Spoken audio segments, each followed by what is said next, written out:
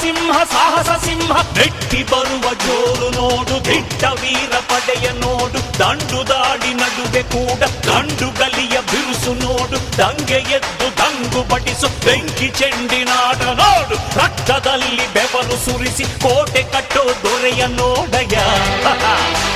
ಇವನಿದ್ದ ಕಡೆಯಲ್ಲೆಲ್ಲ ಘೋರ ಸಿಂಹ ಗರ್ಜನೆ, ಅದು ಯಾರು ಬಂದರು ಕೊನೆಯಾಗದು ಸಿಂಹ ಗರ್ಜನೆ.